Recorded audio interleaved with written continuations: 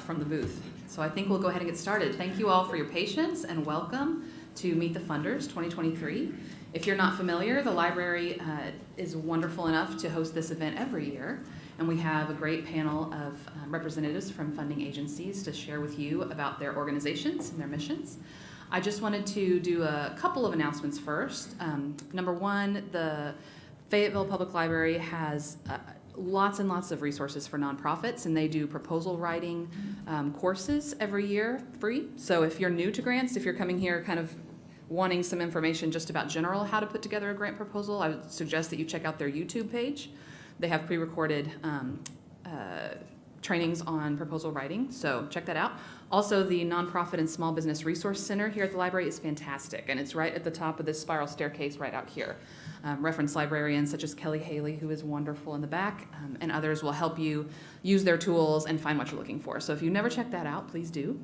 Lots of great resources here at the library, and we're happy for them to host this event. So my name is Melanie Palmer, and I'll be your moderator for today's event. I'm here representing the Grant Professionals Association. We are a national organization of grant professionals with an Arkansas chapter.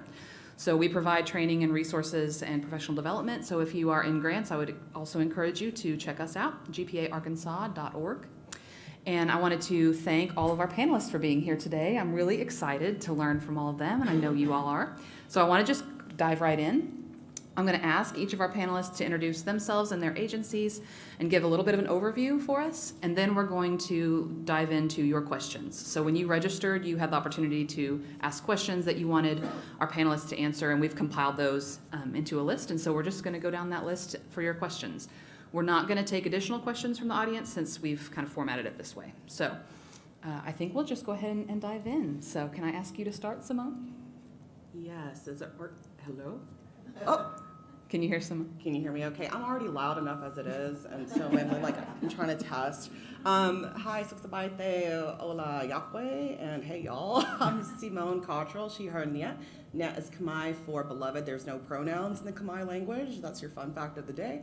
And I am the vice president of board of directors for NWA Girl Gang, which is a nonprofit that started in 2018 by our fearless leader, Rachel Fox. And she started it in 2018 with an idea of what her child, her first daughter who has Down syndromes, what would it look like for her as an adult to have access to spaces. So our mission is to provide opportunities, experiences, social activities that anyone, despite their abilities, can attend and have fun with. Our values: intersectionality, equity, accessibility, and just good old wholesome fun. Thanks, Simone. Jackie? I'm Jackie Hancock. I'm the CEO for United Way of Northwest Arkansas. We do a lot of different things in the community. We run the state 211 program, which is a resource referral program. We are right at probably 4,000 calls a month on that, on our 211 program. That just tells you that there's ginormous need from folks all around our state. So we run that program out of Northwest Arkansas. We also run the Dolly Parton Imagination Library program for Northwest Arkansas. We're serving right at 10,000 kids at the moment. That we're putting a book in the mailboxes of kids all over Northwest Arkansas, and so we had an initial goal of 15,000 kids. We're going to blow that out of the water this year. So we are excited about that. The other thing that we do, obviously, is we provide a lot of nonprofit support for a lot of organizations in the community, everything from mentoring, coaching, help with financial stuff. We do a lot. And then we provide grant money back to nonprofit organizations. In the last 4 years, we've given right at $4 million back out to the community. So we have one of the weirdest business models of any other nonprofit in the world, where we raise as much money as we can get our hands on, and then we give it all away. So we have both sides of the house. So we have a development office that's out raising money and doing the things that trying to do for all of our programs, and then we have an extra special grant program where we're raising money also to provide grant support for other nonprofits in the community. So that's us. Thank you. Stacy? Hi, I'm Stacy Keenan. I'm the area director for the Fayetteville Area Community Foundation associated with the Arkansas Community Foundation. We have 29 affiliates around the state, and while we're called Fayetteville Area Affiliate, we cover Washington County, and we also cover some Benton County as well, because as we know, not everyone lives, works, and plays in just one city or county in Northwest Arkansas. We all kind of cross the boundaries there. So we do not have an affiliate in Benton County. So if you're in Benton County, I'm happy to talk to you, and maybe I can help you in some different ways, but we can talk about that a little bit later. The Arkansas Community Foundation was started in 1979. And the Fayetteville Area Community Foundation started about 19 years ago, and we affiliated with the Arkansas Community Foundation about 4 or 5 years into our start. And I was a founding board member, I'm a fund holder, and now I work for the organization, so I'm really invested in what we do. So that's kind of an overview of who we are and what we do. Our mission is to engage people, connect resources, and inspire solutions to build communities. So all of that means is kind of what we do. Our values are we're local, we're inclusive, we're stewards, and we're strategic. We work with both fund holders, and we work with, we have our own discretionary funds that we hand out as well. So we're kind of a balancing act between working with individuals who have philanthropic interests as well as a board of directors who help award and give out grants. Thanks, Stacy. Derek? Good morning. Derek Lewis. I'm with the Derek Lewis Foundation. I'm serving as a hybrid today. The Arkansas Black Philanthropy Collaborative is actually under our family foundation, and we're proud to say we're celebrating 30 years this year. It's a 30-year anniversary. My father started it 1993 to focus on community health, and we expanded out to youth empowerment, and now we have a special project with the Arkansas Black Philanthropy Collaborative, which is really about working with Black-led, Black-serving nonprofits in the state of Arkansas. I'm excited to be here because I live in Dallas, and this is a treat to be up in Fayetteville area, and hadn't really been in this area since I was in college at UCA. But the ABPC was founded 2.5 years ago. It was a cohort of folks that were in the philanthropy space wanting to think through how could we organize dollars around equity in the state, really right after the George Floyd incident. And it was supposed to be just a listening session. One of the funders came to me and said, well, Derek, you know, there are not many Black family foundations in the state. Arkansas is probably one of the least funded states in the nation in philanthropy. And so came to me, it was just supposed to be a listening session for a year, and then Arkansas Community Foundation got a Facebook grant working with Heather Larkin, and they asked us to put the RFP together. It was a Facebook grant that gave $1 million to the Community Foundation. So we helped them. It was specifically for Little Rock and the Metroplex of Little Rock for Black-serving, Black-led organizations. And we helped put the RFP together.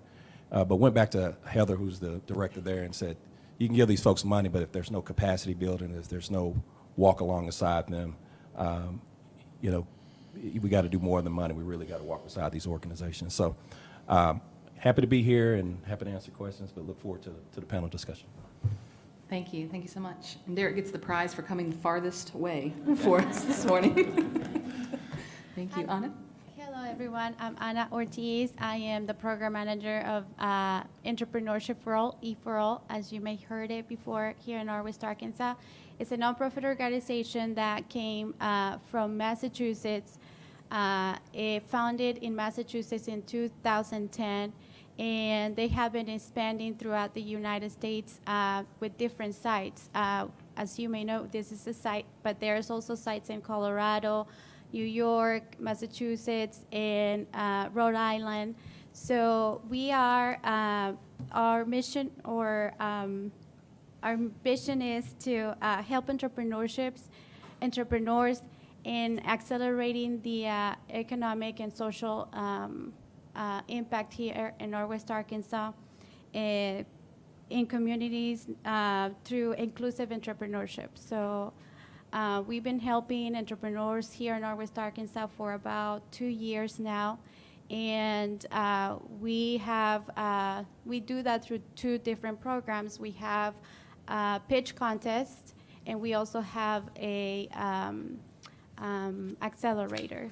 But I'm happy to be here and to share with you the experience of a funding perspective of funder, and share what I know about this matter with you. Thank you so much. And Angela? Good morning. It really is an honor to be here, and I am honored to be able to share with you about the work that we're doing at the Walmart Foundation. And so my role at the foundation is that I serve Northwest Arkansas. So how, when I was hired, it was described to me is that I reflect Northwest Arkansas back to the company, and then I reflect the company back to Northwest Arkansas. And so always kind of being the pulse in the company about what is happening locally. And so when you think about the foundation, there are about 30 of us in the foundation. I always talk to people about what we do kind of behind the scenes, because I sat in your seat for so long. And so I was always like, what's behind the curtain? So now I tell. But there are about 30 folks that serve, and they serve the world, quite literally. And I am the only person that is place-based. And so my work serves the 2 counties, Washington and Benton County, the home region, the place where the company was born and our founders lived and still live. And so that really is an honor for me, and this is actually my home. So this is the place that raised me. So it really is an honor to serve and to do that. I want to tell you a little bit about how we do that, kind of our ideas around philanthropy. And so you'll hear companies talk about corporate social responsibility. That is not something that we lean into. We lean into what is called shared values. And so really what that means is that we don't do work that we don't have expertise in. And so people say, well, why doesn't Walmart do K-12? Well, because we're not teachers, and we are not in the business of education. But what we are in the business of is we do Healthier Foods for All. We're the world's largest grocer. And so we are able to really leverage our knowledge and our understanding about that industry, but also working on, so what I say is the people I work with that do food are really looking at the curvature of the earth. They're looking at how to work on policy and things like that to help more people have access to food, which is really exciting. And then I do those things in a really hyper-local way. And so those are just some small examples of that. But here locally, I have 3 strategies that I give to, and I want you to be aware of those. So the first one, if you go to walmart.org, you'll see those strategies. The first one is economic opportunity and regional coordination. And a lot of folks will go, oh goodness, that's where we land. Right now, our giving in that area of economic opportunity is completely focused on our regional needs around recycling. I don't know if you've read lately, but our landfill is almost full, and we have nowhere to put our trash. And so the thing that I work on is I work with a consortium of municipalities and folks in waste management, and we are working together on how do we address those issues, and our funding is very focused in that area. The other area is, like I said before, Healthier Foods for All. And so we really are committed to giving around making sure our neighbors have access to healthy food and nutrition to support their families. And then finally, I have a strategic piece around culture of belonging. And so what that means is just really how are we good neighbors? How, with Walmart, we always say you save money to live better. That's one of the things we're always internally talking about, how do we help people live better lives? And so we really focus on that around the culture of belonging. And so I do funding. How I do those two particular funds, Healthier Foods for All and the Culture of Belonging, I do those through a request for proposals. Those happen 3 times a year. You'll find those dates on the walmart.org site as well, and I can talk more about those later. But Thank you, Angela. So we're going to dive now into your all's questions. When you registered, again, you had the opportunity to submit questions, and I've done my best to compile them, and a lot of you were interested in similar things. So we will go through those. I'll ask the panelists to answer those questions. Not all questions apply to all the organizations up here, and so the ones who don't, we will not spend time on, but I'll give everyone a chance for whom the question is relevant. So the first thing that you all wanted to know is, a lot of our panelists just now talked about the way that they partner with organizations, with the community beyond grant dollars. So sometimes we think of grant funders only in terms of that financial support, but of course there's so much more. And so the first question is, for our panelists, how do you suggest that nonprofits build a strong partnership with your organization beyond the grant dollars raised? Can I give it to you, Sam? Yeah, the direct eye contact was like, oh, it's me. It's Yes. you. That was my signal Yes. to you. We're gonna start a podcast after this called Jibber Jabber Nonprofit, I think. I love it. Yeah, I love it. started here right now. Okay, so I'm gonna probably provide a different perspective of how I kind of fell into nonprofit. I'm a theater artist. First and foremost. And so back in the Great Recession of 2008, 2009, when I couldn't find any sort of career in arts and culture, which no one told me that most of my contracts as an artist would be through nonprofits. They don't tell you these things. I found myself working at Mississippi State University and literally accidentally fell into grant work, which meant College of Arts and Sciences had 17 departments, and all of those grants came through me first. And so I learned literally trial by fire, NSF, NIH, NEH, USDA. And so with all these skill sets, I recognized that there was the university was saying something. They were saying we're losing dollars. And in my head, as an administrative assistant, I was going, that's not possible. We have 17 departments, some of you work at a university, I think. The College of Arts and Sciences is usually the largest college. How are all of our staff members doing all of these proposals and then doing cross collaborations, and we're still falling under? Well, it took me about 2 or 3 years, literally mapping it on a window. And it turned out that the university was not catching those cross collaborative dollars. So they were miscalculating by 2.8 million. And so it was just one of those things that I kept pushing and pushing and pushing. So to answer this question, a lot of us start from the bottom and we see everything. The people who are closest to the community, we know what those dollars look like. We know what the community wants. We know that there's questions that maybe the funder at the very top is not seeing correctly, and continuing to create these systems of this is the evidence and pushing it, right? And then having those allies to back you up with that, who are professionals in that field. And I say this because a lot of the times when I have seen or experienced nonprofit leaders go into nonprofit, it's based off of their pure passion and not necessarily the skill sets that you need to have as a nonprofit leader. And some of the things that I wish nonprofit leaders knew is that nonprofits exist, yes, to serve community, but to serve community in ways that the government can or will not. And so finding a niche kind of perspective for that. The other thing that I wish that nonprofit executive directors knew when they're first moving into this is that with private funders, most of the time there's blockades or obstacles to even be seen by them. For example, I was working with a nonprofit in 2020 when the recession hit, and there was a funder who was adamant that there were only 20 arts and culture nonprofits in the area.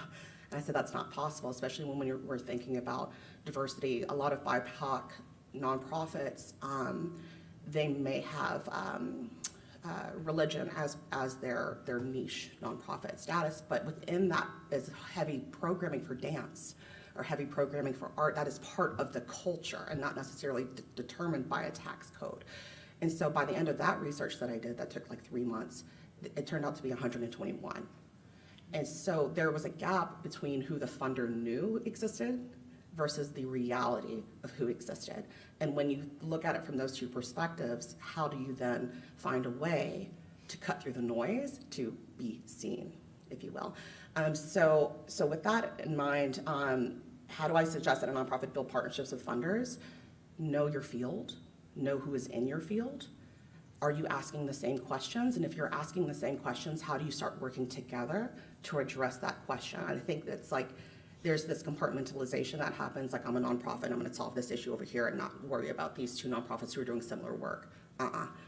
Working together, working together, and finding your strengths to answer that question. Thank you. Thanks, Mom. Jackie? So to piggyback off of that a little bit, so we did just a very unscientific study a couple of months ago, and we looked at all the IRS data and tried to figure out how many nonprofits are we really talking about that are in Northwest Arkansas. Because I had heard a rumor, didn't know if it was true or not, excuse me, but I had heard that we have more nonprofits here than they have inside the Beltway of Houston. And if you look at the IRS data, that is definitely true.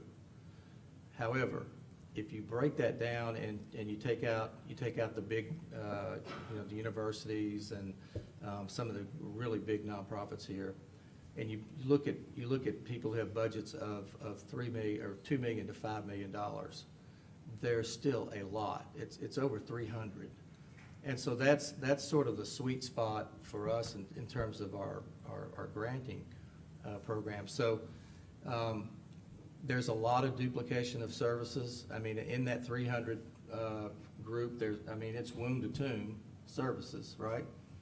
But there's a lot of duplication of services. So what we did in our last round of funding is we sort of forced people to collaborate and to partner.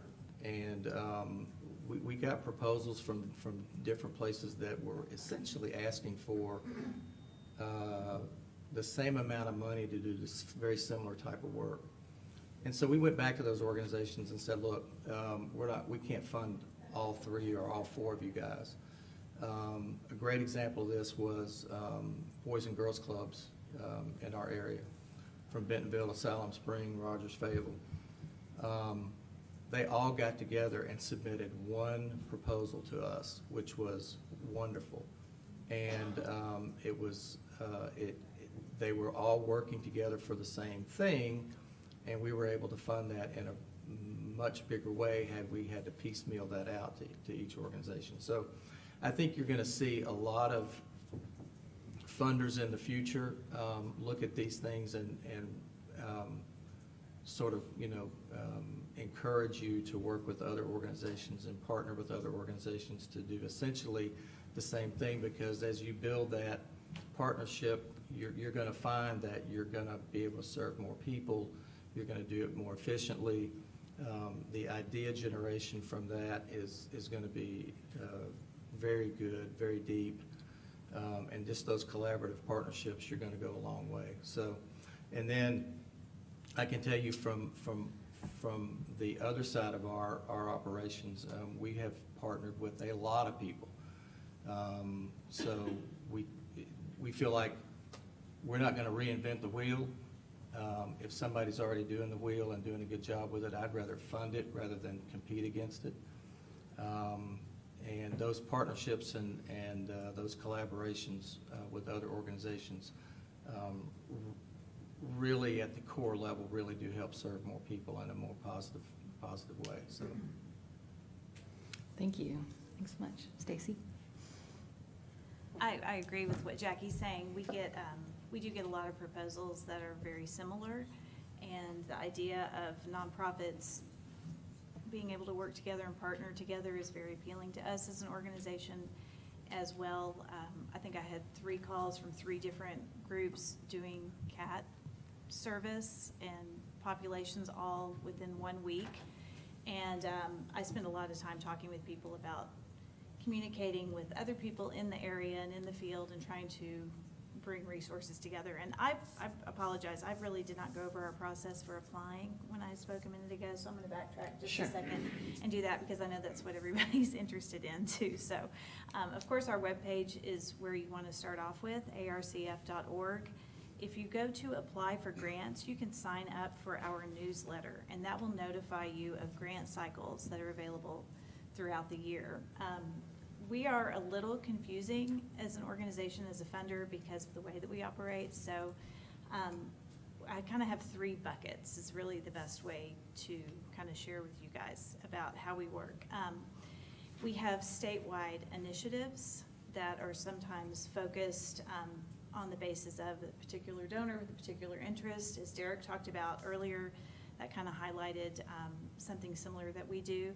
So occasionally we have a funder who will say, I have $1 million that I would like to go to this special initiative. Can you put this word out statewide? If you're signed up on our website to receive those notices, you'll get an email saying, we're accepting proposals for this particular initiative. It may be, it's usually just a one-time thing. So you want to make sure you're on there for that. As we had an access to local foods grants last year that we did, and an arts and education fund that were statewide initiatives. So those are 2 examples of those types of things. As an affiliate, all the affiliates around the state have what we call Giving Tree funds, and that's what probably most of you are aware of, and how I know most of you guys from applying for those grants. Unfortunately, we don't have a huge pot of money for those, but each affiliate around the state does. Those Giving Tree cycles open and run twice a year, July 10th through August 15, and then January 10 through February 15. Each affiliate picks and chooses which cycle they want to participate in, or both. The affiliates that have larger discretionary funds will participate in both. And right now I can tell you that if you work in Carroll County or Western Arkansas, which is Sebastian and Crawford, those 2 affiliates are accepting proposals right now. The Fayetteville area affiliate is not accepting proposals for this grant cycle. We typically only accept in the January cycle. So that's a good time to apply for us. We do accept funds, proposals for capacity building and for project and program support. And we do not accept proposals for annual campaigns, capital campaigns, religious purposes, things that are politically biased or of political nature, multi-year proposals, scholarships, fellowships, or funding for salaries. So if that helps. So sorry to backtrack there a little bit. You're good. But I know that's what everybody's interested in, so I didn't want to skip over that. So go to our webpage, sign up to be on our newsletter if you're not already, and so you can get those notifications. And in terms of suggesting partnerships with funders, that's exactly what those types of things. Collaborating with different organizations is great. We're always open for ideas. We have an active board. If you have an idea of something you wanted to do locally, you're welcome to call or email me and say, hey, I've got an idea for something that we kind of think is a need in our community. I can take some things to our board and talk about ideas for doing some collaboration. We're talking about doing some things in South Fayetteville right now. Some initiatives there, so that's something that my board is interested in. So yeah, we're open for ideas and input. So feel free to give me a call and we can talk about all those types of things too. So I hope that's helpful. Thank you. Yes. Derek? So I don't think I'm gonna say anything new. Collaboration, but I would take it from this perspective. Relationships lead to collaborations, though. I'm sitting here looking at the table. Sometimes I'm a funder, and most times I'm in development. And so the same questions that you would have, I have many times. So I'm looking at Walmart, which our foundation has applied to Walmart, and we have a First Bike program. I'm looking at Arkansas Community Foundation, where we have an endowment there. I'm looking at Jackie. I've served on the Dolly Parton board with Charlotte. And the point I'm making is that relationships end up putting you in platforms and places and spaces where people get to learn about what you're doing. It's very important. So even if it doesn't matter if you're small or large, people just need to know your story. So invest the time in really crafting your story. and then start building those relationships, because sometimes people just come, it's crazy. We want to partner with you. People will start to seek you out as they begin to know your story and what your passions are. So I'd say, to all the introverts, find the extrovert on your board. I have a marketing person that makes me look smarter. She makes me look a lot smarter than I am, but they sort of craft scripts before I go out and talk, and that speaks volumes when you're organized. But when you get in the room, be able to tell your stories. But go to places that you wouldn't think, to events that one of these organizations are sponsoring. Volunteer, just so that you understand the people behind the companies. I think is very important. So I would just overemphasize relationships.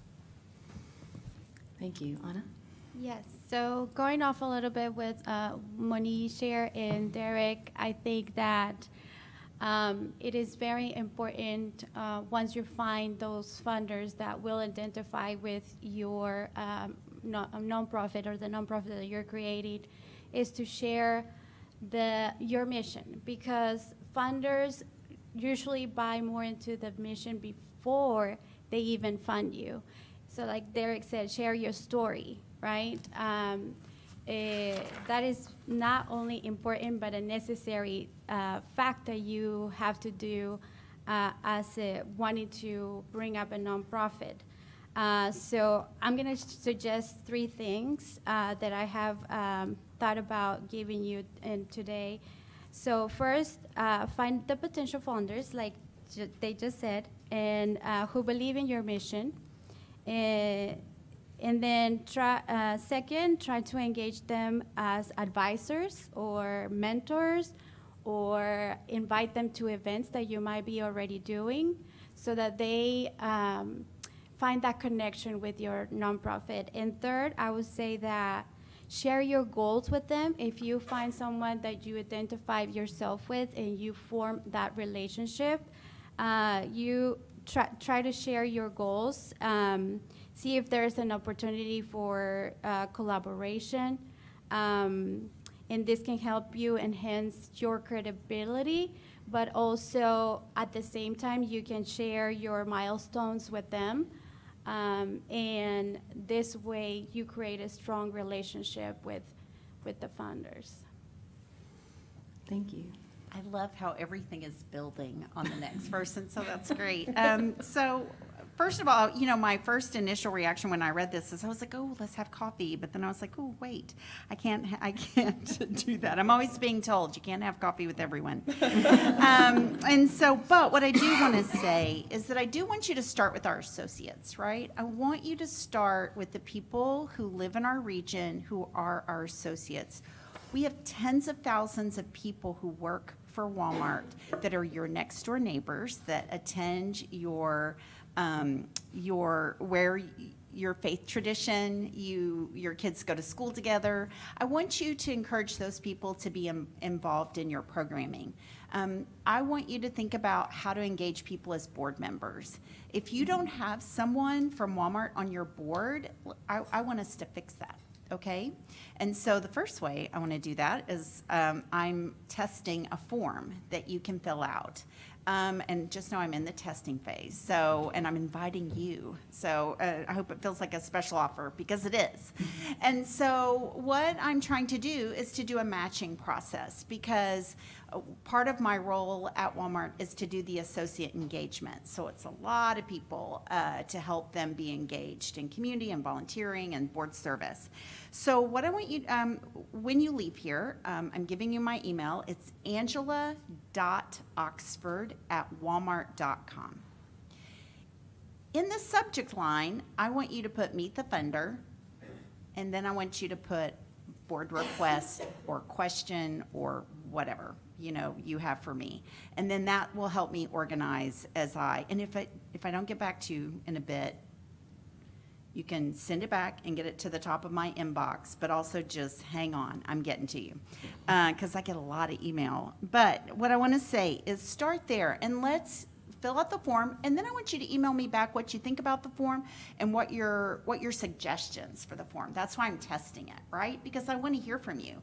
I also have people internally in the company testing their form.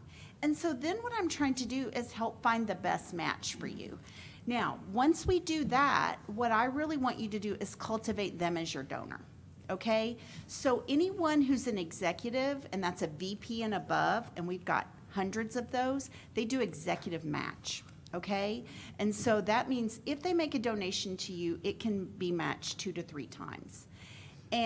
But I want you to be encouraged to have anyone from Walmart on your board, because those people are moving in positions and you want their investment. You want them as a donor. You want them as a champion. Now, what I will say is that because they are internal, it does that not mean that they can leverage their influence for funding. That cannot happen.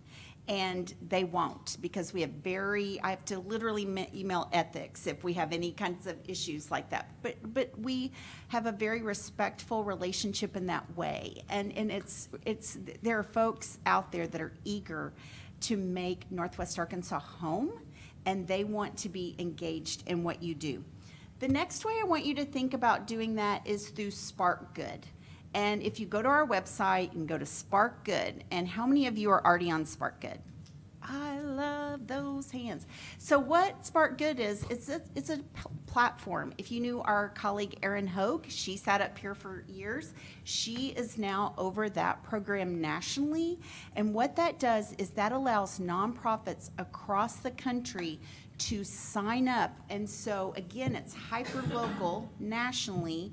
So when you're here locally, Single Parent Scholarship, Cassie, is that right? So Cassie signs up as Single Parent Scholarship Northwest Arkansas, and they sign up on our roundup. And so they can share that as a tagline on their email.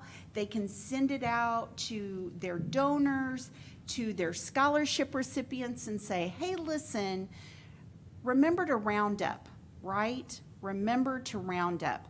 So we do 2 national roundups at the register every year. We do the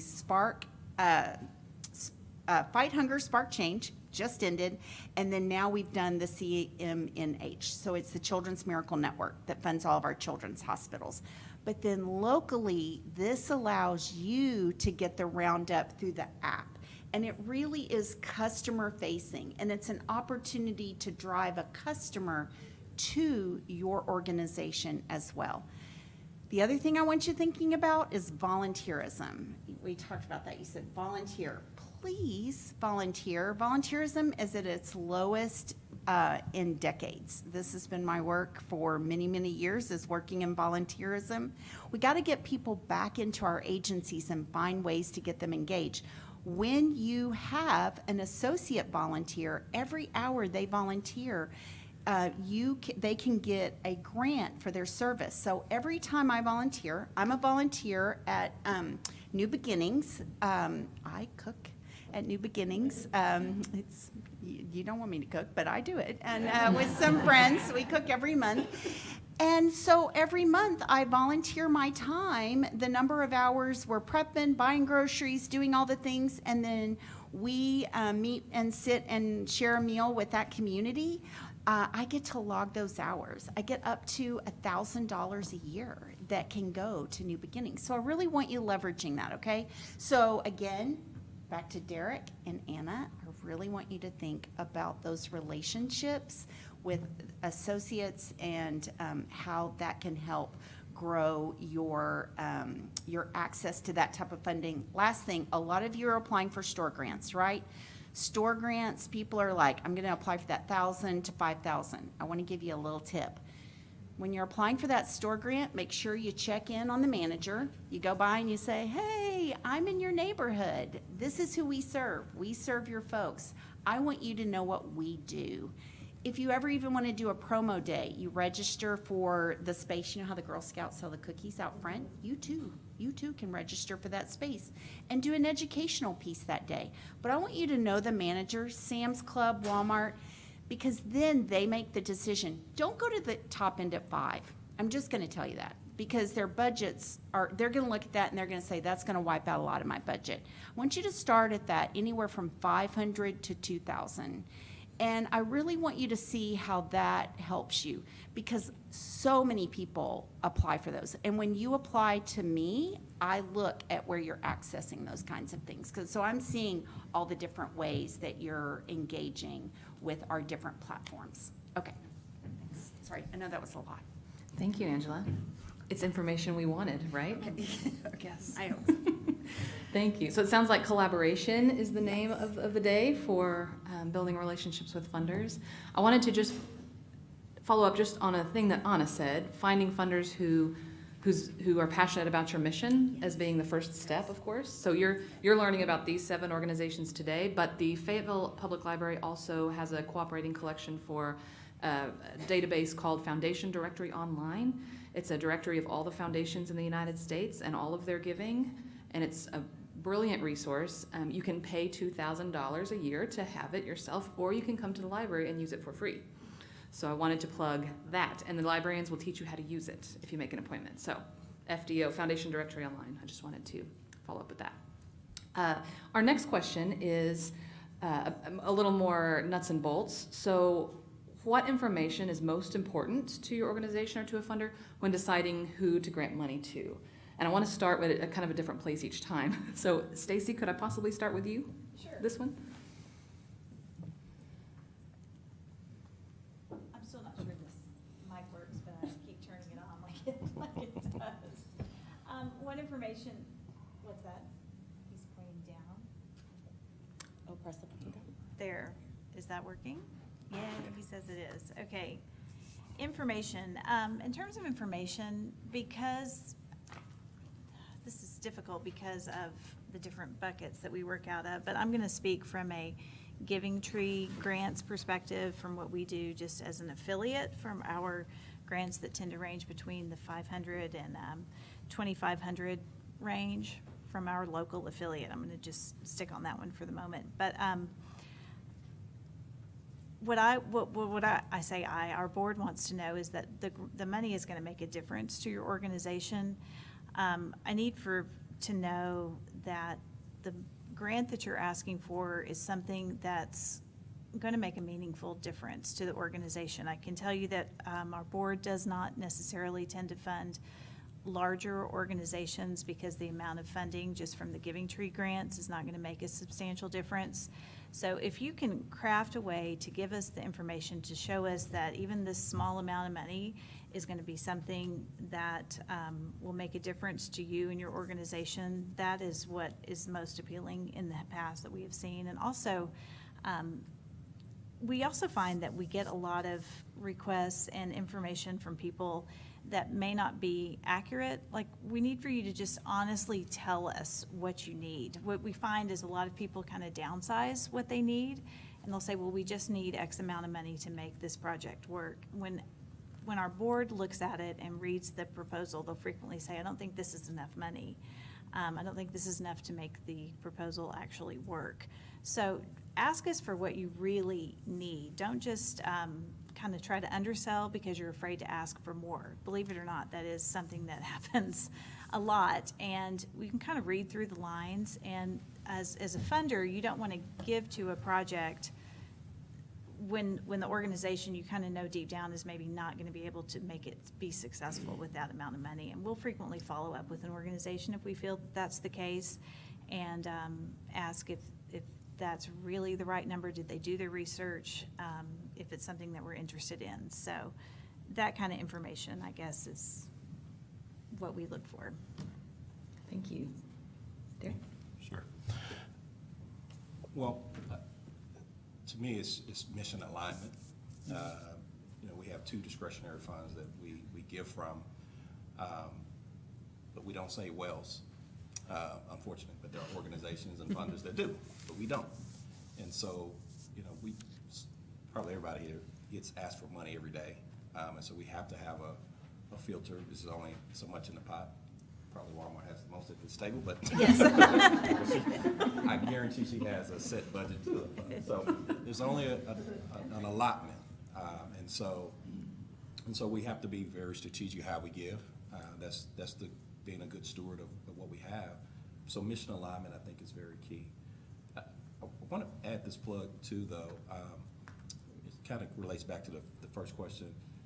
It's not always money. Sometimes if have been denied money or denied a grant, I would really would encourage you, not a book, simple email and ask why you got denied. That begins to help your grant portfolio get better as you go. And because you got denied once, it does one thing. If I see that this person is very serious about this relationship, and you can share very briefly of the why. If it's not mission alignment, it's not mission alignment. But if it's a technical thing, if it's something else, but you really want to understand why you got denied. And so I would just say, but mission alignment is really key for us. Thank you. I'm really glad you said that about following up and asking about why you were denied, and because I've talked to a lot of foundation directors and trustees, not anyone at this table, who have said, we don't fund first-time applicants because we want to see if they really believe that we're a good fit for them, and we want to see if they come back. And so that's I'm glad you said that. Thank you. Angela. I did want to go back and say something about the last question. I forgot to say this. I do, once a month, I have a 1 hour block of time that you can schedule a 15-minute Zoom call so I can meet nonprofits. And I know that doesn't sound like a lot, but it gives me an intro to you that then allows me more time. It's the second Tuesday of every month, and it is from 12 to 1. And just email me, meet the funders, and then put the subject line that I'll know, okay, they want to be in my the second Tuesday meeting. And then it's just 15 minutes, you and I, to chat. And that just helps me. And I do get asked, I just got back from vacation last night, and I got asked for money at the pool in Delaware. And I had to explain why that wasn't an option.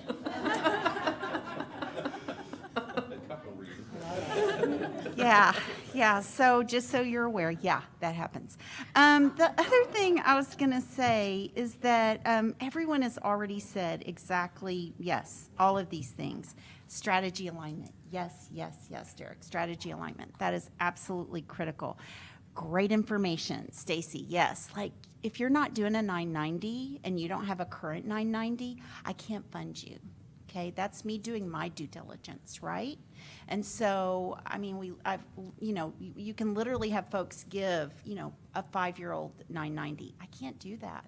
Make sure your documentation all matches. Like, one of the things I bump up against is you maybe have a fictitious name. I didn't know it was called that until last week. There's a grantee that has a fictitious name. They have a name on their 501c3, and then they have a fictitious name.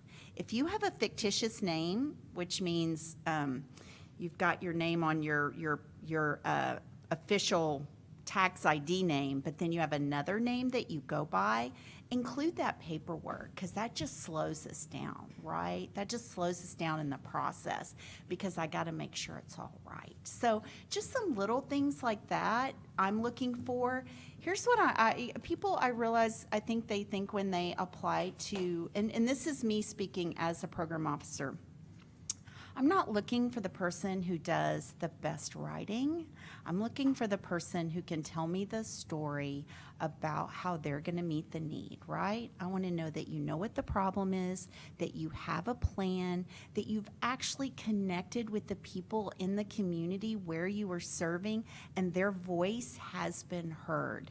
I really appreciate it. Stephanie, or right at the front? Pardon? Simone, I'm so sorry. Simone, what Simone said earlier about funders not knowing what agencies are out there spoke truth. You absolutely spoke truth. And so we want to know that you too know who's out there, and that you are fully aware of that. Then I want to know how you're going to do it. I'm a programmer. I've been doing programming for years. I'll call you and say, you can't get that done in 12 months. You can't get that done in 18 months because, this is what I've done. And then I want to know how you're going to measure it, and then what is it going to look like? Like, what kind of change are you going to create? I just told you our application. I just gave you our application. That's it. And it may sound different when you see it, but that's it, okay? So I'm not looking for flowery language. You don't have to tell me all the stuff you've already done. I need to know what you're asking for in this grant. Thanks, Angela. Can I bring it back to you, Simone? Yes. Please. All right, I'm gonna have to reread the question real quick. So what information is most important to a funder when deciding to grant money to an organization? I think I'll answer this in two different perspectives. The first being from the NWA Girl Gang perspective. And our first bucket of diverse revenue is actually our NWA Girl Gang marketplace. And so pre-COVID, when Rachel was testing this out to see if there was a space for another marketplace, there's so many, y'all. She was doing at first like a $50 vendor fee. And that was pretty accessible. Most of our vendor markets are much more expensive than that here in this region. And then she bumped it up to 75 to see what happens. Still worked out, right? But there was information that was missing, and that became really, really clear when COVID hit. When most of our vendors who are of different ability, mostly BIPOC, have no way of now making money. And they have to, at some point in 2021, they're like, we want to get out here, but we don't have money to create the product and then go to a vendor market to sell said product. And so from between 2020 and 2021, and I joined the board in 2020, myself, Sierra, Polk, and me and Sierra mostly, we were really challenging Rachel as the executive director to look at funding from a different perspective. What does it mean when we talk about funding, how to make it more accessible, and really to put money back into the pockets of those vendors? And so we decided that instead of having a flat fee, let's just see what happens and see if we can get funders to give us scholarships, if you will, but also change to a donation method.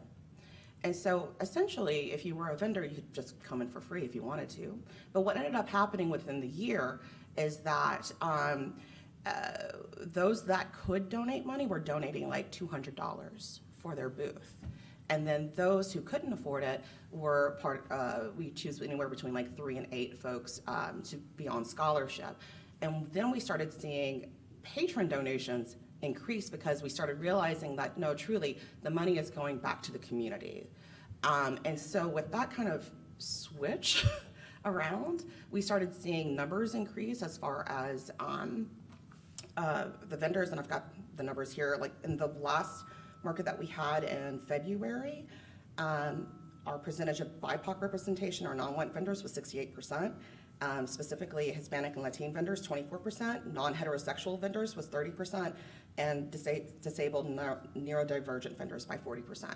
And so by switching that model, making it more accessible to the most marginalized and intersectional individual, we started seeing increase not only within the nonprofit, but also in the vendors increasing their own budgets, who could like finally pay a bill for the first time. So that was just something that we truly leaned in on, and those theories were based off of truly Black feminist liberation theory. Looking up those Black feminine theorists who really was more, how do we make this more accessible for the most vulnerable in this room? And then it ended up working for everybody. Right? And so from the other perspective, because I've sat on quite a few national, regional panels for grants, one of the things that that we look for, well, I look for, and it tends to be the case increasingly, is when deciding to grant the money is, I look at the budget as your moral contract. That is the first thing that I look at. And I can read the narrative if I want to, but your budget will tell me everything that I need to know of how that money is being spent. And someone said it earlier, I'm so sorry if I can't remember who said it, but a lot of the nonprofits that I see work their projects towards the grant number. So if there's like a proposal and it's 10K, that project in actuality may be 85K. And they're like, well, how do we get it all the way down to 10K and just ask for the 10K? No, that makes me sweat. So it makes me sweat so bad. I'm like, we want to see the real numbers because we remember those numbers. We need to know from you how much those things cost. And the secondary part of that is that I see a lot of folks involved within that project or program really undercut how much they're worth. they're not paying themselves, and you have to pay yourself. And this is where that collaboration comes in again, is who has those skill sets to take up like 10% of this or 10% of that.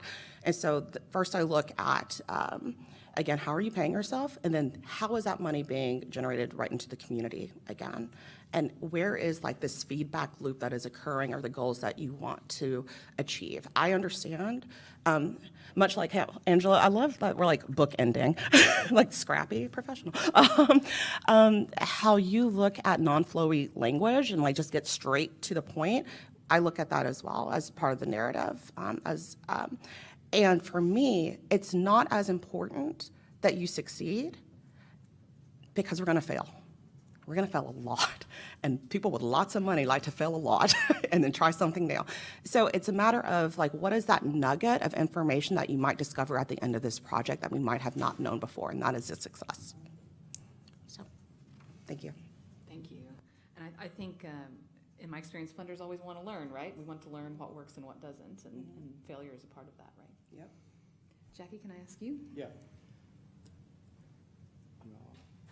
How about now? So 2 years ago, when we awarded grants, we had $4.5 million worth of requests, and we could only afford to fund $2 million. So that tells you that, and that other $2.5 million, there were really, really good projects in there that we just couldn't fund. And so we actually shopped those projects out to other organizations and said, hey, we can't fund this, but that somebody else needs to take a look at this. So that's another thing that we do. But in terms of the original question that was asked, we look for big ideas, and we look for the metrics to go along with those big ideas. What's the outcome going to be? How are you going to move the needle? 99% of our grants are 2-year grants. They have been in the past, and there's a reason for that. We need to give you a long enough runway for you to be successful, number one. And the other thing we want you to do is at the end of that 2 years, we want you to be able to have built the capacity to be able to sustain that program. Because you came to us with a really good idea, a really big idea, something that no one else is really doing. Those are the things that we like to fund. And so we look at your budgets, we look at metrics all along the way. We have check-in meetings with you throughout that 2-year period to make sure that you're doing what you need to be doing. We want you to succeed.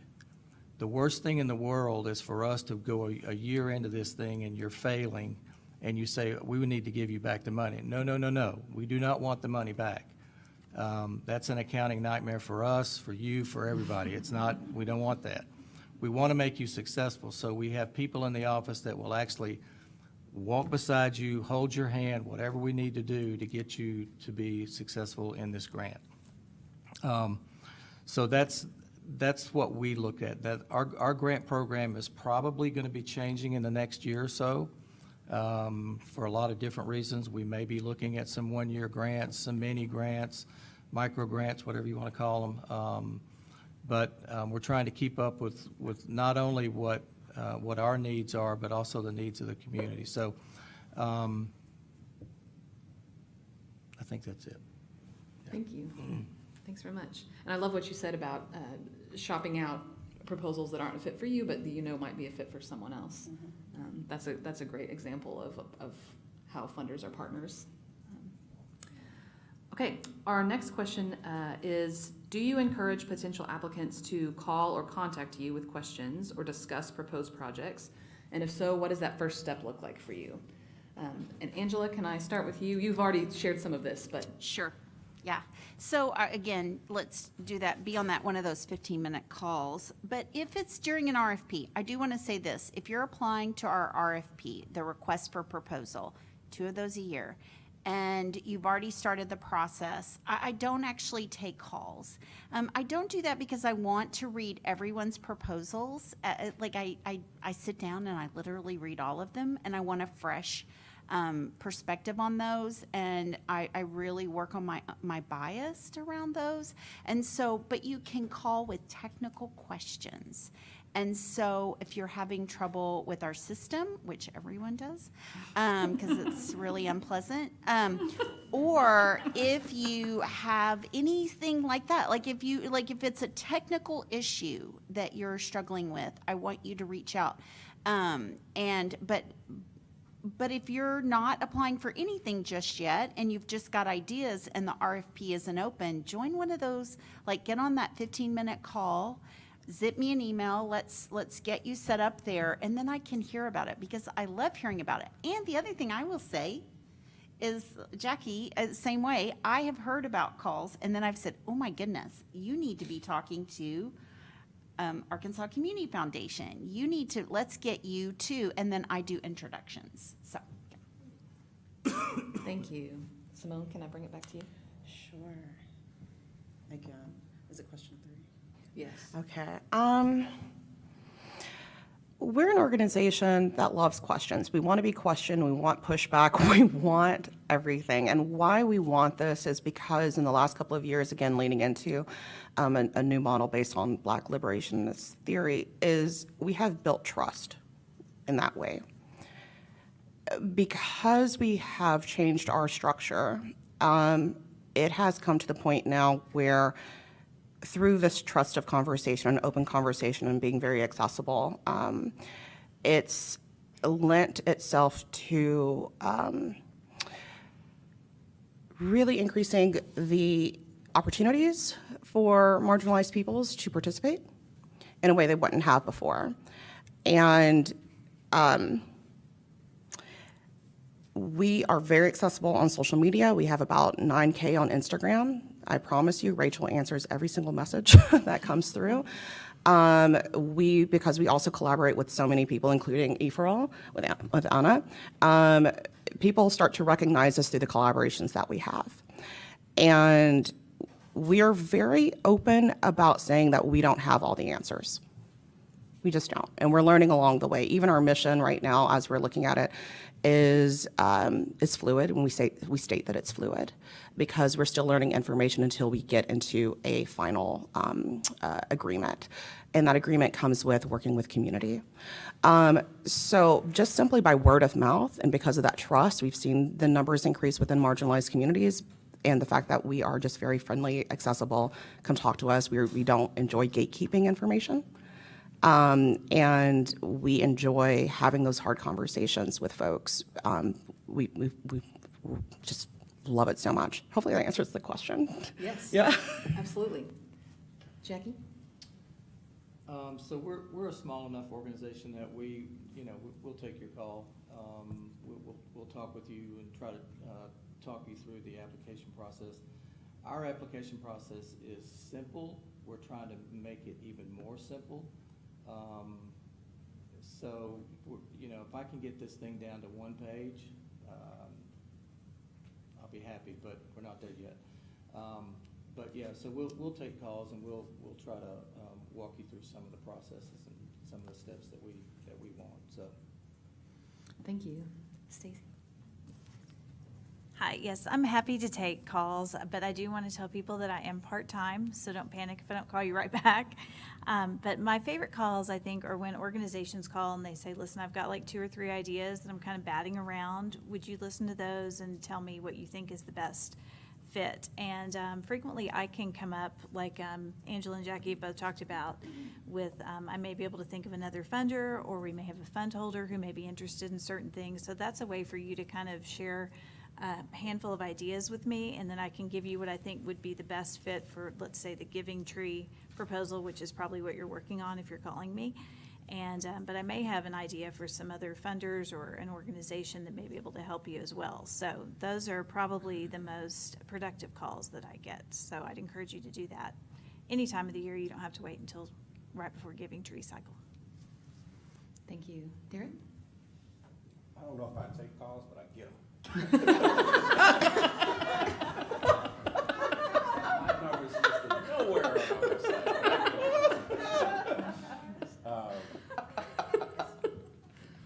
So I would, this would be my license. So part of my role is working with nonprofits, walking alongside them to get them ready to be funded.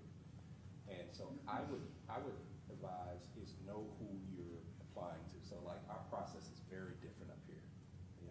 Angela's very formal because she gets a massive amount of requests, and their amounts are different. So we're more in the smaller mini grant space, and so, Arkansas Community Foundation. So that process is very different. So we're a small family foundation, so we're very informal. So an email is great, and we as a family look at those discretionary things once a month.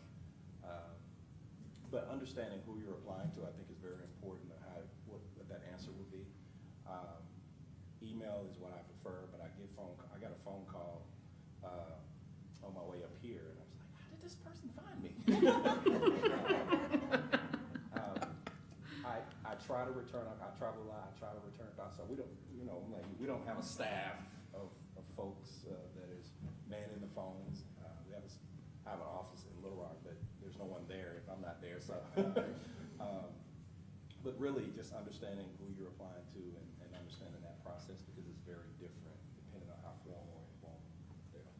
I'd say email is probably my preferred method also. Great, thank you. Anna?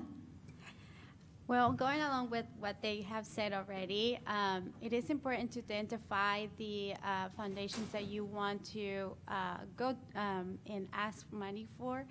But I will say that once you have identified those organizations, don't ask them at the pool. All right, so I would say don't be afraid to ask them what is the best mode of communication, whether it's email, text, call. Try to reach them out based on the information that they gave you. What is your preferred way to communicate with you? Because I think that being clear in that sense, it can create a greater relationship with your organization and their organization, so that they know, like, you get to know them better. Can I say one more thing? Of course. Yeah, we don't have phones, so it's email only. It's that everyday low price, everyday low. We don't have phones. Not having a phone is like my dream in completely life. legit. Yeah, if you How do you score that? seriously, I don't have a phone. This one, it's my personal. And so if you get my number, you got me. But yeah, we don't have telephones, so email, and then ask for. I know. I'm still in shock. I know. That would Makes- solve your problem of getting calls. It does. I'm not gonna lie. Or people can Google your number too, so they find. I don't have a phone. There you go. There you go.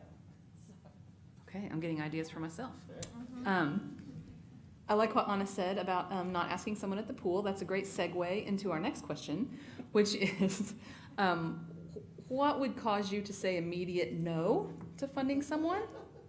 And probably under this umbrella would also be like, what do nonprofits do that you don't love?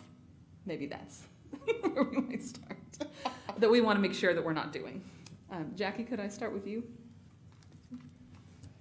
So something that we wouldn't fund. So our focus, we have 3 areas of focus. We're really heavy into the early childhood development space, early childhood education space. So anything in that realm, we're probably going to want to look at. We are expanding our reach into 2 other buckets. One's an income sort of bucket where we're really interested in working more in the space, what we call our ALICE families, that's asset limited, income constrained, and employed. That's the mama working 2 jobs and trying to make ends meet, and the whole benefits cliff and all that other stuff. But anyway, we're interested in that in that as well. We funded, helped fund a program with Rockefeller Foundation to get the ALICE program going in Arkansas. So we're interested in that, and the other thing that we have an interest in, which is also a worldwide interest, is healthcare. So that's a very broad bucket of things that we probably will be looking at down the road. And what was the second question? What do nonprofits? What do nonprofits do that you don't like, that we should be careful not to do?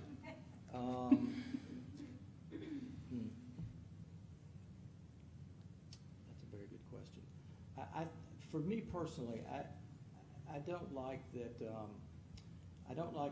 a lot of nonprofits poor mouth themselves. And we see that, I think everybody up here has said they see that with some of the grant applications, that it's an $80,000 project and they're asking for 10. Or if you say, you know, we're just a small nonprofit and we're only doing X. You may be a small nonprofit, but the people that you're supporting, the people that you're trying to help, you are important to them. And it's important that you be the best you can be every day. And the organizations that, and I use the word poor mouth sort of loosely, but you have a job to do and you've got a mission to fulfill. And there are people who are counting on you. That's the other thing about the business that we're in. I've been doing this for 40 years. And there's always somebody on the other side of what we're doing that is the reason that I get up and do what I do every day. We've got people in our office that are enormously passionate about what we're doing and the things that we're involved in. And so that, you just got to remember that the people that your constituency is important. I mean, that's why we have a job. That's why we're doing what we're doing. And I think what Simone said earlier is we fill the spaces where the government can't or won't, right? A lot of us do that. And so there's a lot of people who are depending upon everybody in this room.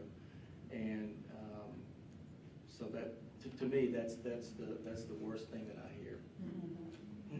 That's echoing some of what Simone said earlier as well. Stacy?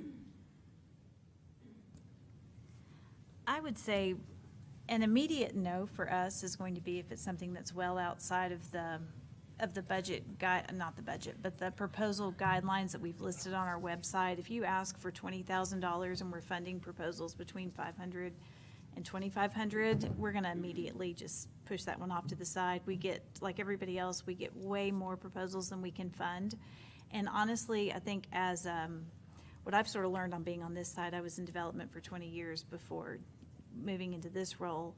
But as a funder, I think a lot of times you're kind of looking for those easy no's, and you don't want to be an easy no. You don't want to ask so far out of range that you're immediately going to get pushed off to the side. Another proposal that's going to get pushed off to the side for us, which I don't think any of you guys are, is someone who's based outside of the state and does very little in our area that we're working in. So you need to show us that you're really doing a lot of work in our area. So I don't think any of you guys fall into that at all. And I also want to make a plug for the small nonprofits who don't have development professionals.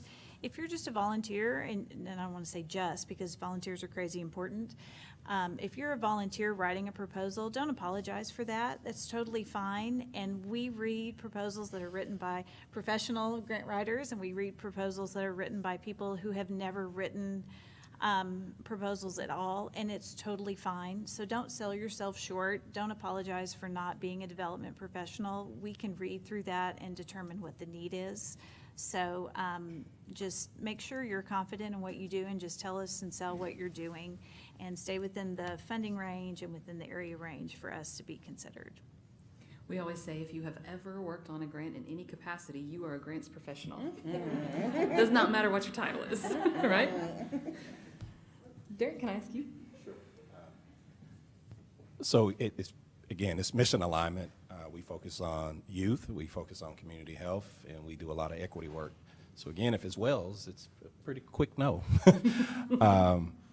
I would also say that within the no, it's not that as Stacey's saying, we're trying to say no, but again, it's the why behind the no.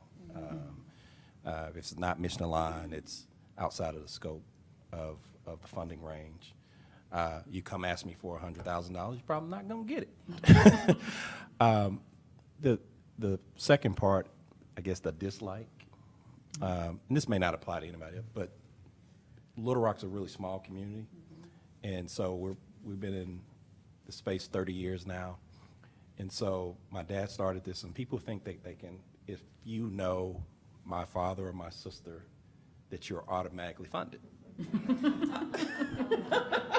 And the entitlement of knowing them is hilarious to me, of the no's that we've had to provide and the anger that I've received back. Goodness. But you told me to apply. We tell everybody to apply. So that's probably, I think it's from a small foundation, and I'll just put this in. So my dad's a physician, so we put personal money in our foundation. Again, it's not as much as some of these organizations, but my dad had to go through the COVID ward for 2 years. That's how we're funding our foundation. And so people don't really understand how we're actually getting that money, right? And so the sacrifices that our family makes so that we can give back to the community that gives to us is a personal value of our family. And so I think the entitlement probably bothers me more than anything. Yeah, I imagine. Thank you. Angela? I hate to say that they're ever immediate no's, but if, this is one thing I said to a group in a panel, if you have, to access our portal, you have to have a link and a invitation code. And if you're applying through RFP, that's available to you. We give those to you. But what happens is sometimes people think, I'm just going to try it. Just try to put one out there. And I'm going to, I know, I see your face. I know you see, I see that face. Yeah, that happens. And I have to say no. And whether it's a sponsorship application where someone shared the code or if it's, and I hate to say that, but that happens. Truly. Oh, yeah. Yeah. If they ask me at the pool, they're going to share, people are going to share the code. Because people are like, they've got money. You're handing out codes. I know, I'm just like handing out codes, right. Just hand out dollars. I know, I try to do that too. But really that is, and I'm not trying, again, it's the gatekeeping piece, like I completely get that, but if you understood, like I've literally had, and I've even had national organizations do it, like they got a code from a local org and they just sent in, this, massive request. And I'm like, yeah, no, that's not happening. And that makes just, again, the volume, and I know I'm not complaining at all, but just I'm gonna say no. And I'm just gonna have to do that. And no's are not fun. I'm just going to tell you, on this side, no's are no fun. And I like it when I get to celebrate the yeses, but like everyone said earlier, let's learn from the no's. Let's learn from those. And if you want to join that 15-minute call, I'm so sorry I have to do that. Feels like but that's a great time to have that conversation about why a no, if you got one through an RFP process. But if there's just something kind of weird about the application, if you're missing a piece of paperwork, you're not going to get a no.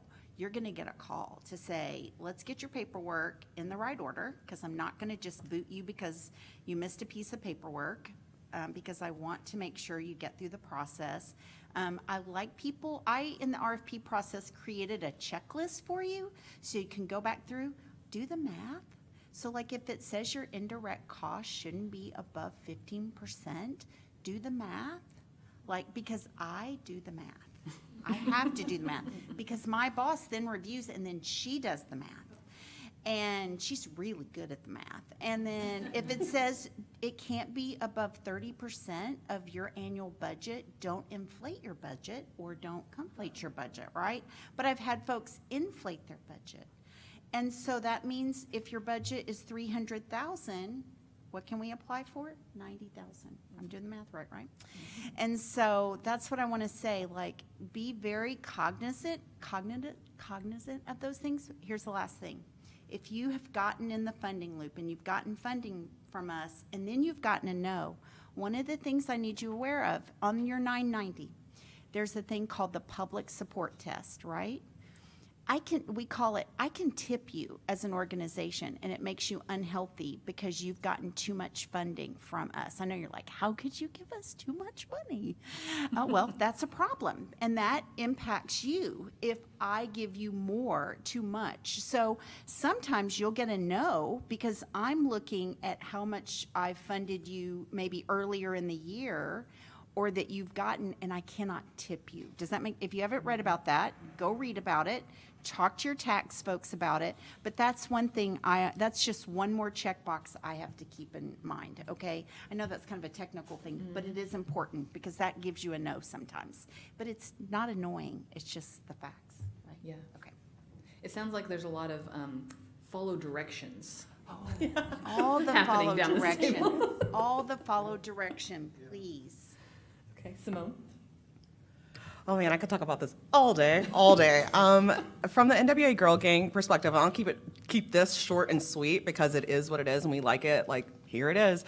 You're most likely not going to receive funding from us through the vendor market if you are a white, cis, able-bodied male with money, period, the end.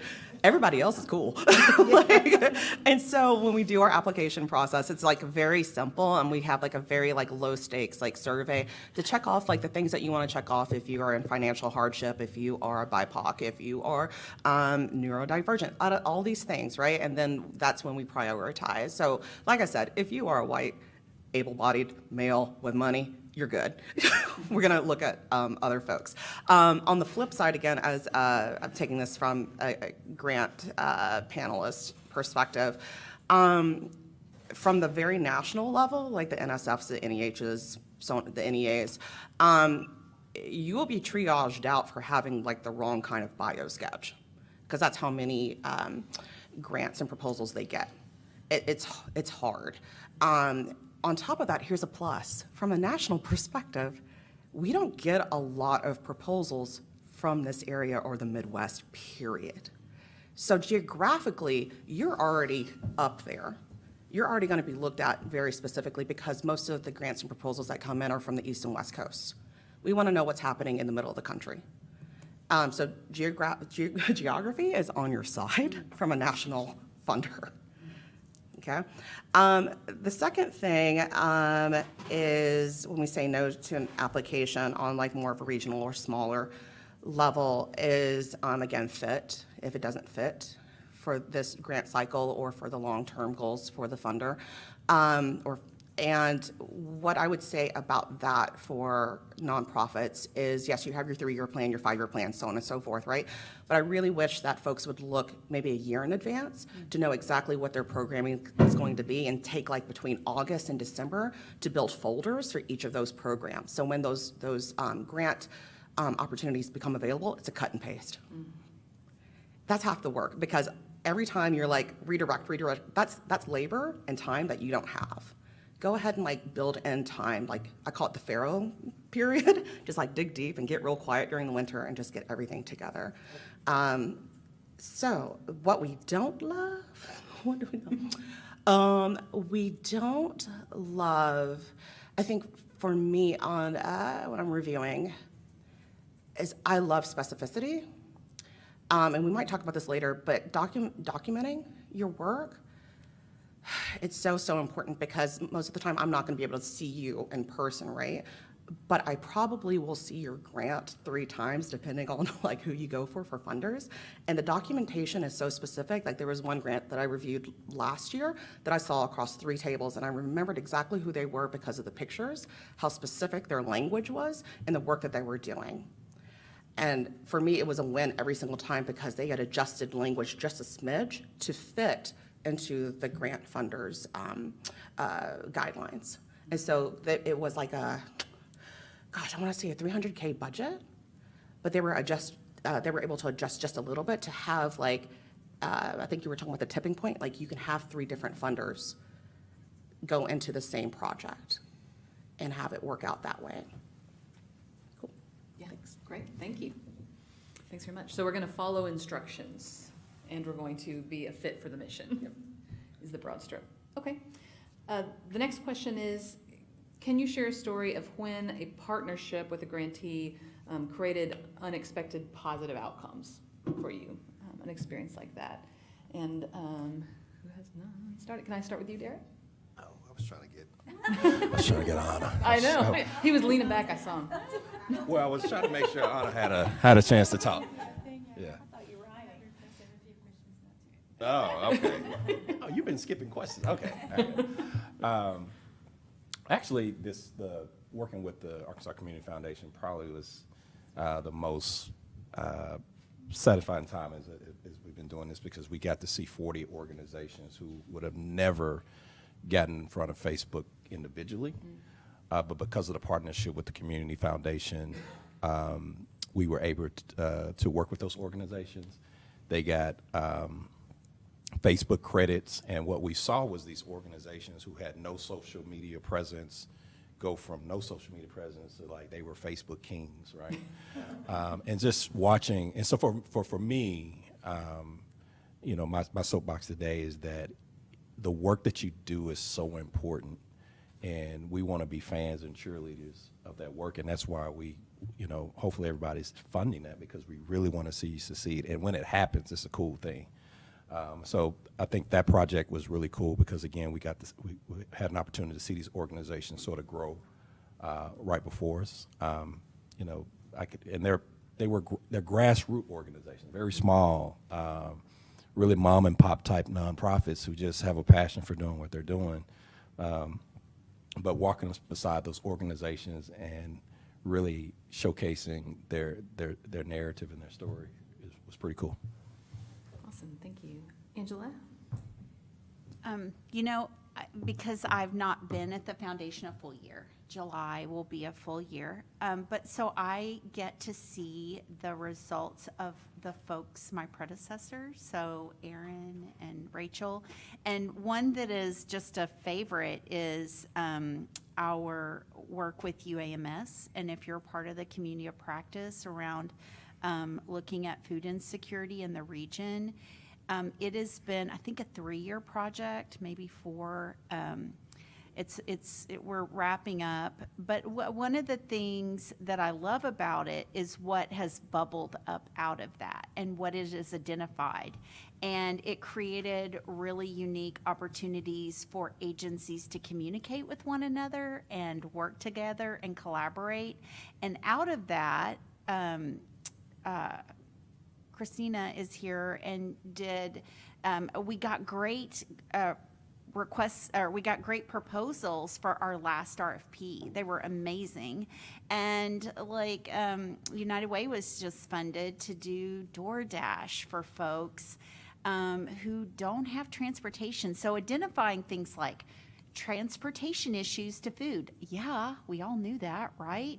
Because we don't have regional transit, but then the really creative ways that group has been working to figure out and do the workaround, because we can't have, we don't have great transportation here, doing DoorDash, doing food lockers, things like that are going to fill the gap was very exciting. People are doing SNAP signups at farmers markets and cooking classes, so many great cooking classes, which I really, really loved. So that was just, I'm not sure when Erin worked and made that grant so long ago, could she have seen all the good things that came out of that? And so it's always exciting to me to get to share back with her, look at all this great stuff that is happening because of the work and the seeds you planted there. And thank you to the good folks like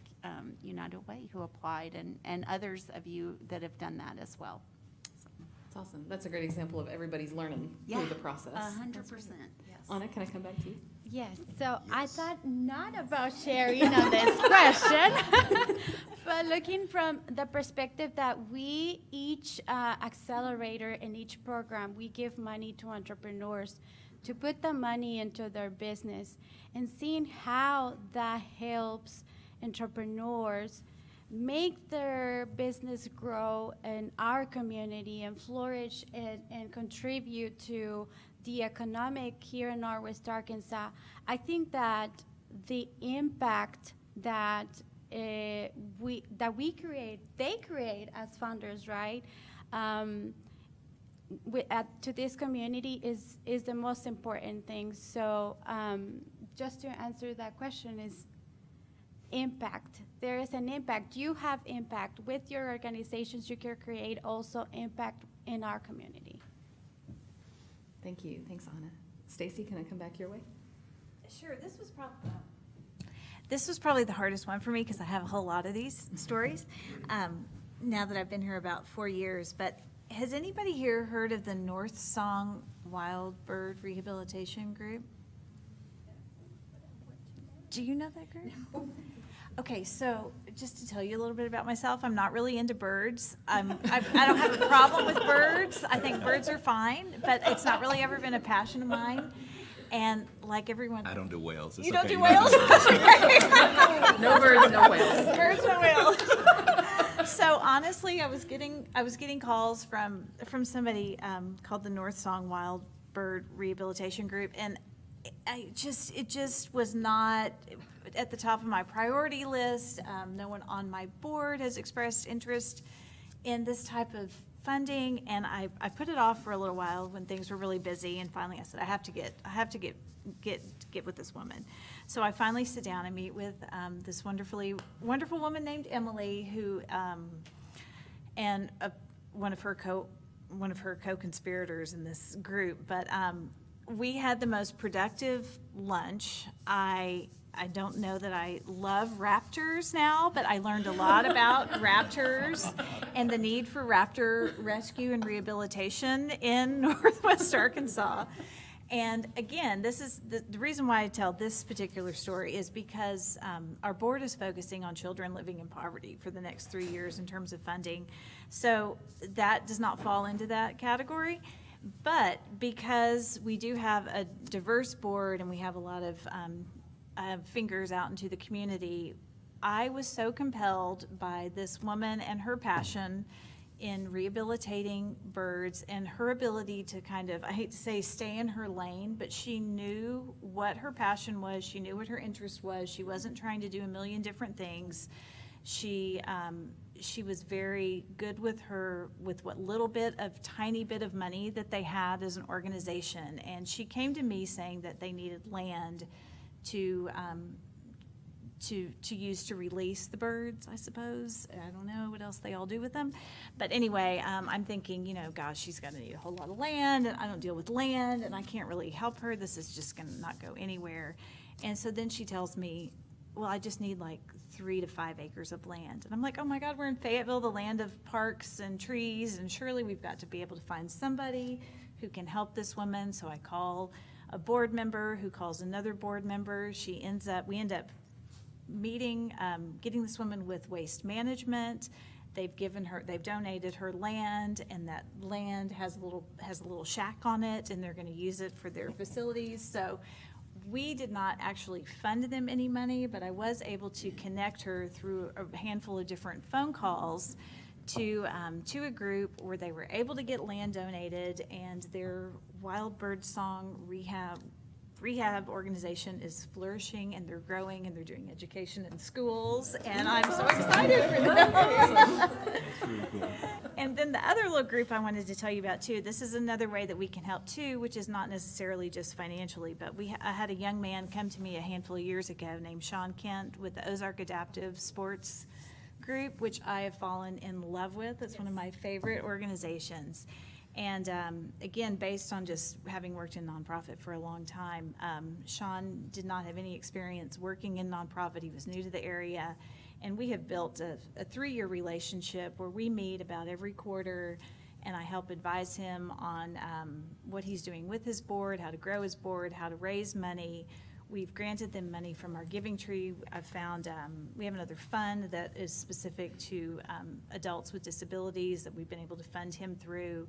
And even one of my kids is getting ready to volunteer with his organization. So this is a relationship that's kind of grown over time, and we've been able to help them in a whole lot of different ways. So what was so appealing to him was his passion, the lack of other organizations working in that space, this being a real need that I saw, and he had a real difficulty learning our space here in Northwest Arkansas and how to reach the individuals that can use those services. So it's been very rewarding working with him. So I could go on forever on those, but that's just two kind of different ways, and ways that we can help and other ways that are not just funding. Thank you. Awesome. Jackie? So, I think that's on. I love partnerships. Like I said earlier, I don't like recreating the wheel. And I love partnerships, no matter how convoluted they are, because at the end of the day, they tend to be when you get them worked out, they tend to be efficient, and they tend to be helping all the organizations. And we've had some very convoluted partnerships. Angela mentioned UAMS. We have a really weird partnership with UAMS in that, just very quickly, so UAMS does a lot of health screenings at different places, malls and health fairs and things like that. And the thing that they discover the most in these health fairs are people with high blood pressure and people with diabetes. And so they got a grant through the Department of Agriculture, but they didn't have a way to access, they didn't have a way for people to come in and access food. So what they were trying to do was, we need to figure out a way for our newly diagnosed diabetic patients, we need to figure out a way for them to figure out how to eat right, low-carb diets, those kinds of things. So because we run the 211 program, we had a front-facing portal that people could access for that. So through a partnership with the UAMS dietitians and of all things HARPS, we were able to do a very convoluted thing where if these newly diagnosed diabetics could call 211 and get their food delivered for the week, and it's prepared by HARPS, it's picked up by DoorDash and delivered, and so these folks are learning. They're getting off to a good start because they're learning what to eat, what not to eat, and that's very helpful to a diabetic. So. Those are convoluted partnerships that I love, and out of those partnerships, other things happen. So we've seen some other partnerships happen, not necessarily that we've been involved with, but other partnerships that take place because somebody else has another good idea, and so it just keeps evolving, and that's the way you make things happen. So. Awesome. Thank you. Simon? Well, first I want to defend the whales. Listen, have y'all been paying attention to the orcas? They've been organizing. It's a pun. Truly, I love it. I'm going to segue this. So as the orcas have figured out that there's an issue harming their community, they've been organizing to beat the rudders off of boats. And no, have you not? Wait. Most of y'all don't know what's been going on. Yeah, yeah. So long story short, this mother orca's child or something got hit by a boat. So she started teaching the other orcas how to take the rudders off of the boats. And now there has been a pop-up of orcas organizing with dolphins and seals in the oceans. And I think they just came to North America. I'm like, ah. So all that to say that when you organize, thank you. That great things happen in small ways, right? So with NWA Girl Gang, when we all decided to reorganize post-pandemic or during the pandemic to really understand what is the issues of accessibility with specifically disabled folks, and making sure that they are included in our community, specifically through a vendor's lens or how to make their own money. One of the things that has occurred because of our changes internally and then thus externally, including mutual aid efforts with other nonprofits and other organizations who are mutual aid organizations, is that we have found disabled adults who are nonverbal are participating with a family member. Now, I'm not sure, I am still learning about disabled community, and actually I have an overdue book here at the library. It's called The Year of the Tiger by Alice Wong. brilliant, brilliant Asian American disabled activist who's been doing this for a very long time. And one of the things that she points out is that disabled community has already figured out how to be accessible. There is no other choice. And a lot of their financial support depends on politics and who decides to fund what in what given year. So they were already doing like Zoom and video conferencing way before COVID happened, right? And so one of those things that we have to look towards is our disabled community. They're living in the future because they have to. They're responding to their present time, right? So with that in mind, we recognized that family members who are their caretakers of disabled individuals and adults were working together to show up at vendor markets and thus creating their own income, which is amazing. Like to have that accessibility and that possibility of specifically two mother-daughter teams, both daughters are nonverbal, having the mother be like the spokesperson, the extrovert, the out there, while the genius of the business lies within their child. And that's a beautiful thing to see. Awesome, thank you for sharing. I think that's all the questions we will have time for, but in our last few minutes, I just wanted to give our panel an opportunity. Is there anything that you wanted to share that you haven't had the chance to share that you'd like to say? Anyone before we wrap up? Can I say one more thing? If you do a partnership, write an MOU. Just another technical piece of advice. Whatever that looks like, write an MOU because someone will typically be the primary in the grant and receive the funding and how the funds will be dispersed. So just a little point of, because we've really leaned on that particular piece around collaboration, but then have a way to talk about how you all will deliver on that between one another. Because if somebody doesn't act right, then we often get called. So just MOU being memorandum of understanding. yes, a formal memorandum of understanding or partnership. something that says this is how we're going to do this. Great advice, thank you. I want to add that if you are new, you're trying to put yourself out there, try to create a marketing plan so that you have a way of introducing yourself to the community. But also, I recommend, I know that there's organizations already doing things for, to know more about funding, thanks to the library that is doing events like this. But I recommend also the Association of Fundraising Professionals. So if you want to look for more information towards funding, they have resources, connections, and things that can help you throughout the way.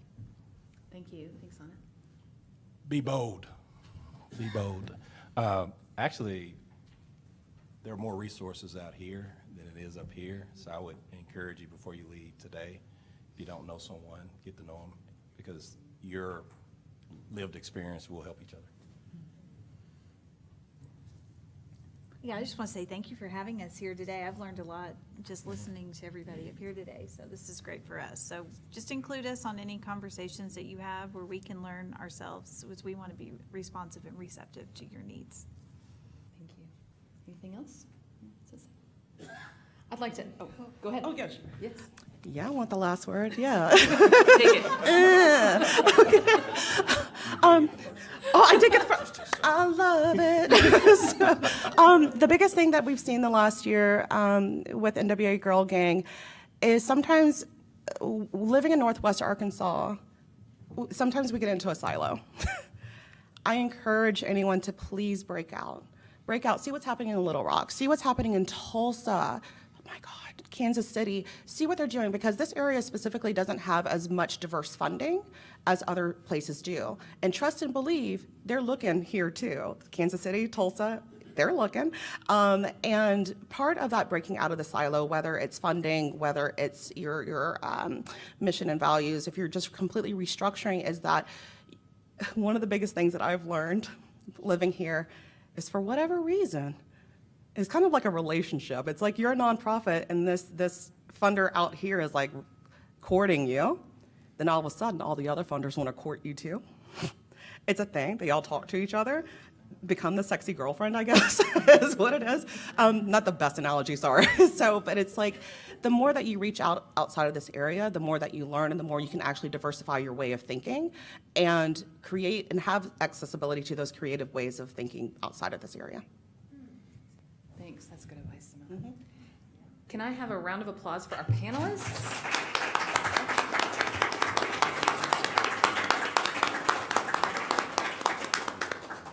Thank you all so much for sharing your time. Thank you all for coming.